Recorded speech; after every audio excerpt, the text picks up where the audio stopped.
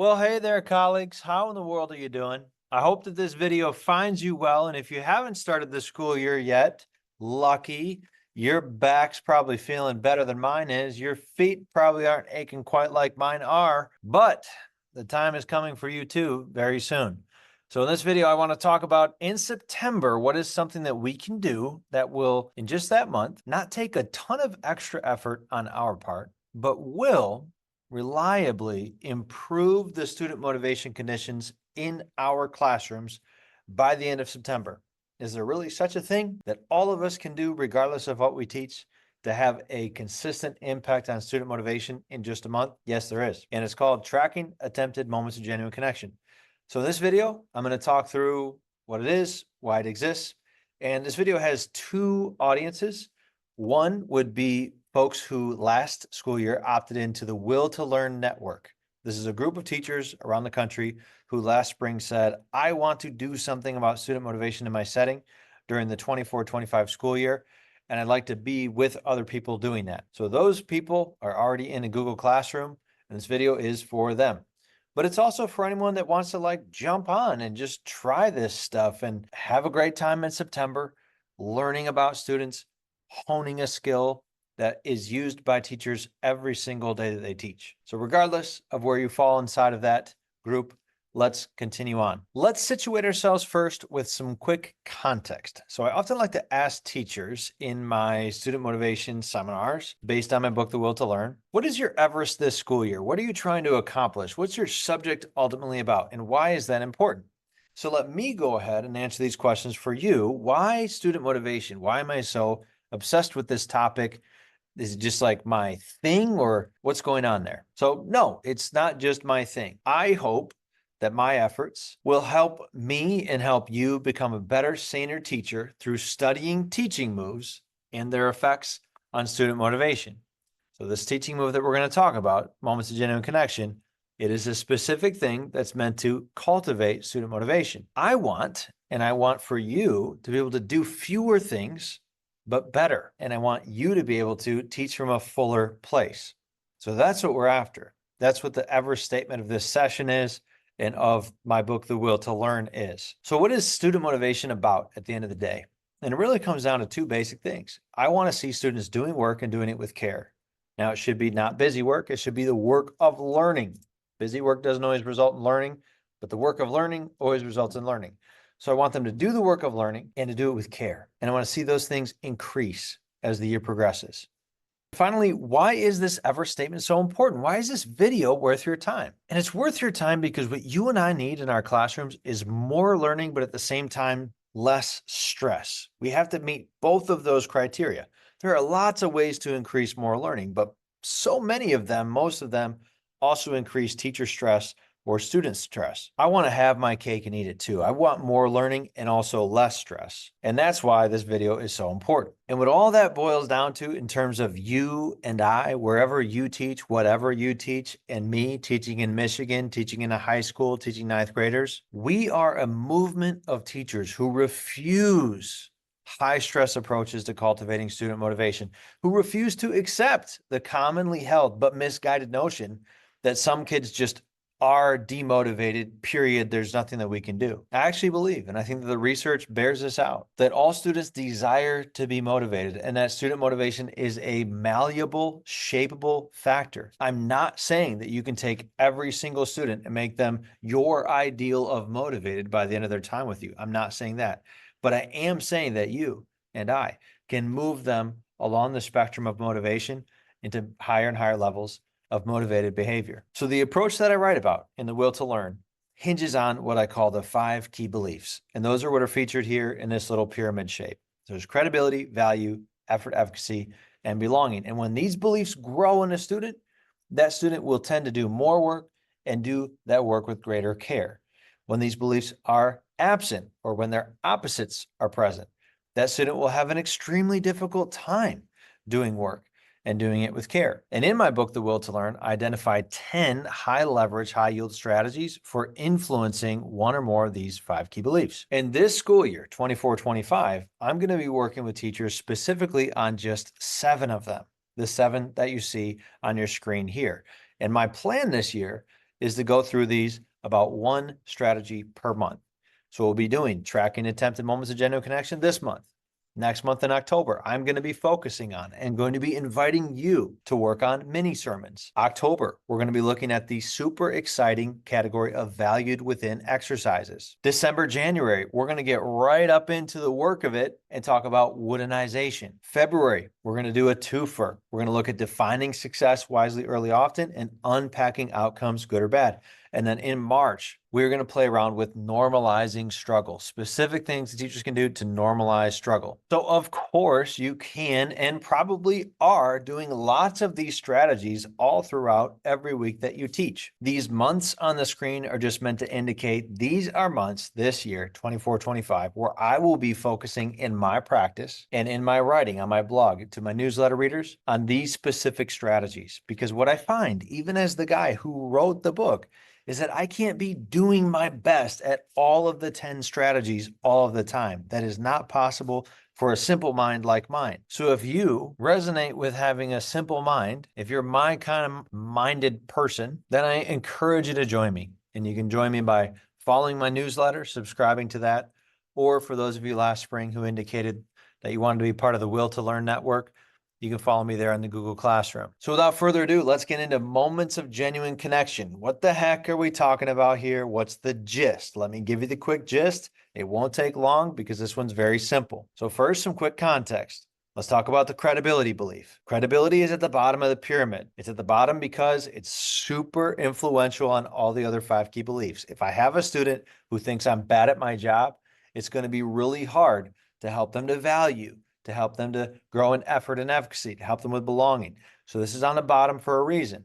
And the thing with credibility that we have to realize is that according to the research, we are constantly sending signals to our students about our credibility. They are constantly seeing what we do, what we don't do, what we say, what we don't say, how we explain something. And they're constantly coming to conclusions about, is this person good at their job or not? And so it makes sense that you and I would think about, well, what types of things can we be doing to send better, more credibility conducive signals to each of our students? And thankfully, there's a really simple way to remember this. It's called CCP. CCP, care, competence, passion. As I intentionally seek to send signals to individual students that I care about them, that I'm competent, and that I'm passionate, my credibility with those students will tend to increase. And so how do we more efficiently send these CCP signals to our students? Well, actually, we can start with tracking attempted moments of genuine connection. So a moment of genuine connection is simply an instance where you try to signal to a student that you value, know, and respect them. And you do this through a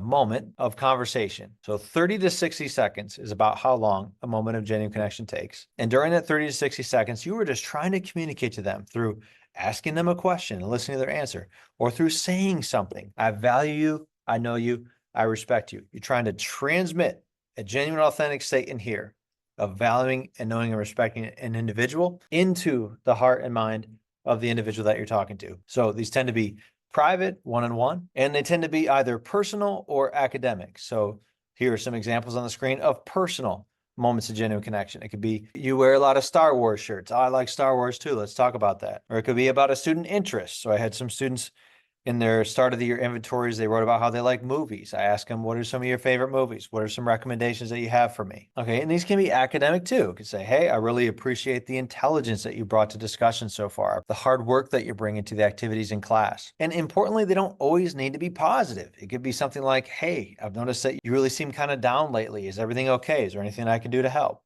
That's not like a positive thing, but it's a, hey, I noticed a change in you and I want to know if there's anything I can do to help. Is there anything going on that I should be aware of? Okay, last week I had a student who was kind of not doing work when asked to do work. And I pulled him aside after class and I said, hey, what's going on here? It's really an expectation for me that when you're in class with me, we're working and at least trying to do the things that I do. I have no problem if your attempts aren't great in your mind or in my mind. But what I have a problem with is if you're just literally not trying at all. Is there anything that I can do to help you? I'm going to keep pushing you because I respect you. So I just want you to know that this is a problem and I'm here to help you if I can. Okay, so they're brief one-on-one attempts to help a student feel valued, known, and respected, coming from that place genuinely inside of myself. And the important part that we haven't talked about yet is that we keep track of them. It's very, very important. We're doing moments of genuine connection that you are keeping track of somehow Who have you connected with? So here we have the clipboard that I'm using in class this week. You can see up here, it has my start date. When did I start doing Moments of Genuine Connection with this clipboard sheet? And I've got my different rosters, and I'm just highlighting when I talk to the student, highlighting, indicating that I have attempted a moment of genuine connection with them. A couple of them, it's before class when they're walking in, like the first kid in. Most of them is during independent work. I'm pulling 1 or 2 kids out to the hallway while the students are working on, let's say, reading and annotating an article or answering some questions in response to a passage that we read. And this keeping track part is really the magic part, because if you don't keep track, you're going to tend to focus on 2 groups of students. You'll talk to students that you really like to talk to, and you'll talk to students that you're really worried about. But there'll be this middle group. They're quiet. They're there. They're doing what they're supposed to be. Maybe they're a little awkward. Maybe they just don't approach you, so you don't approach them because you're busy. When you don't keep track, you're going to miss a lot of potential opportunities to signal to individuals that you value, know, and respect them. And that's really where the power comes in. And there's a few places that the power comes in, but that's a really important one. So I often like to tell the story of Ellie.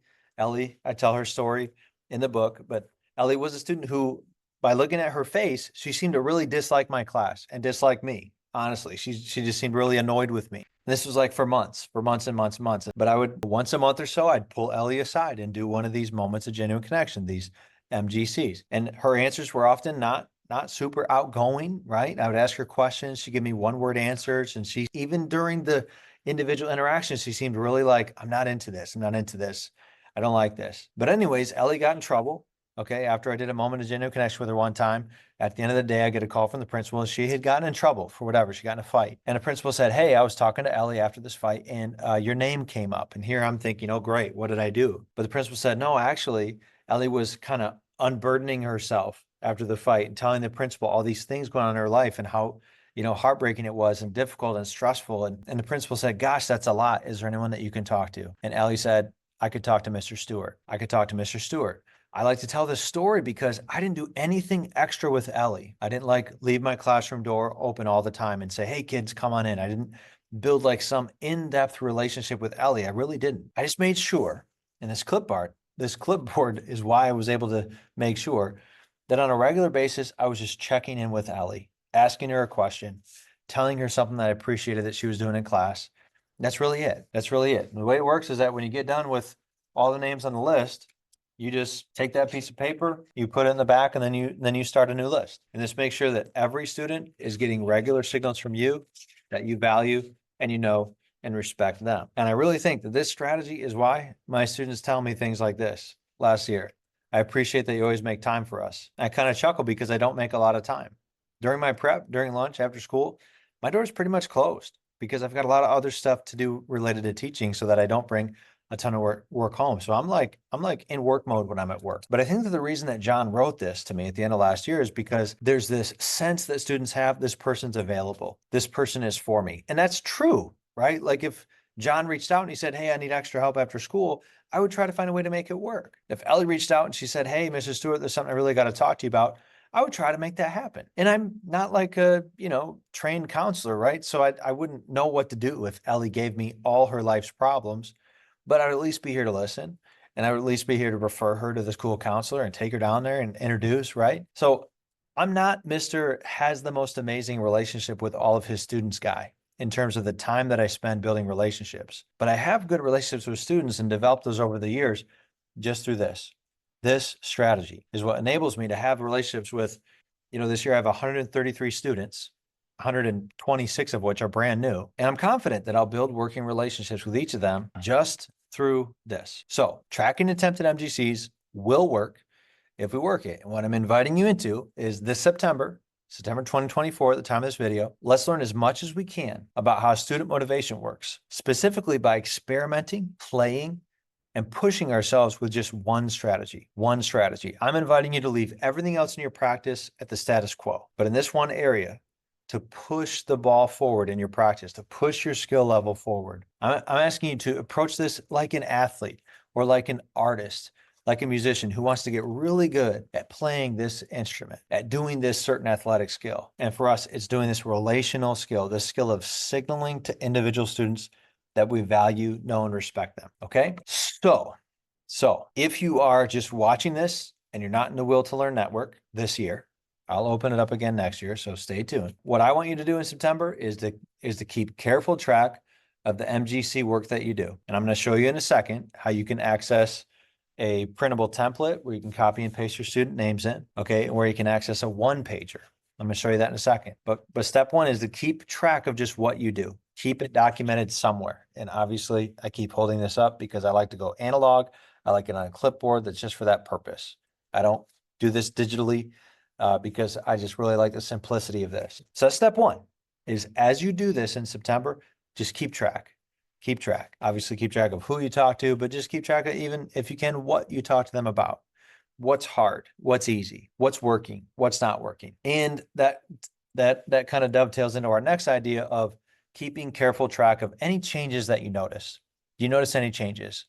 Like, I'm thinking of a student right now who, this was our 4th day of school today, but I'm thinking of a student right now who on the 2nd day of school already was really resistant to doing the work I was asking. She was not doing it. And I pulled her aside at the end of class and just said, hey, what's going on? And she was just honest. Like, I just really don't see any point in this. It's really not helpful. I kind of walked away from that conversation thinking, oh, this might be kind of hard. Well, today in class, this individual student, she was doing some work while we were going throughout the lesson. And I pulled her aside at the end of the class and I said, hey, you wrote about this last week. I just wanted to say, I really appreciate, that honesty there. And we had a little bit of a conversation, but at the end of that talk, she said, hey, have a good day.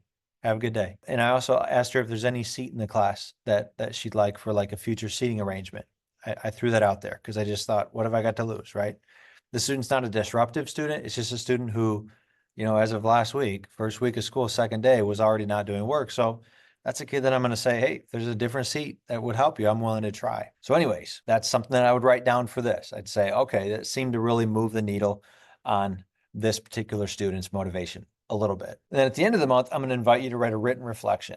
And it's going to kind of be, you're going to craft it how you want, but it's just going to be, what did you do? Like, how many times did you try this, right? So at the end of this month, I'm going to be able to look through my clipboard sheets and I'll be able to say, okay, I got 2 sheets done. I have 133 kids.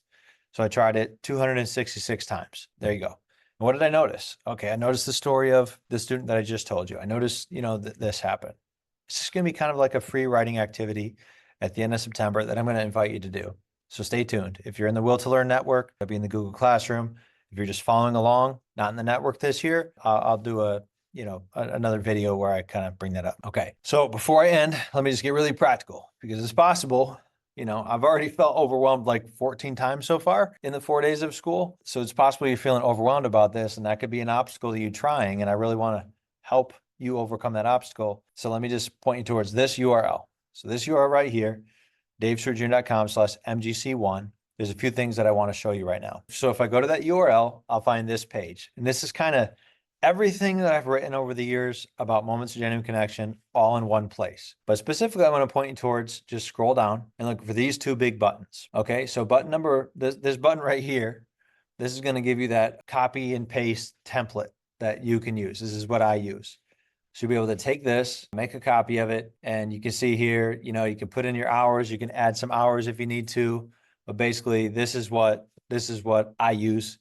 I take the kids' names in PowerSchool, copy and paste them in here, and then I print off like 5 sheets at a time. Okay, so that's resource number 1. That'll help you to just print the doggone paper, because for a lot of teachers I've worked with over the years, that's like kind of the biggest hurdle. It's just getting it printed, getting it put on a clipboard so that you have this physical item in your room that's reminding you to try this thing. Okay, so the next thing is this one pager, the MGC Ideas one pager. So I'm really excited about this. I just made this like a week and a half ago. So if you go into this, it's going to give you a few different tools that you can use. If you don't know what to say to a kid during a moment of genuine connection, there's one whole page. It's just questions that you could ask. And I've kind of separated it out by times of the year.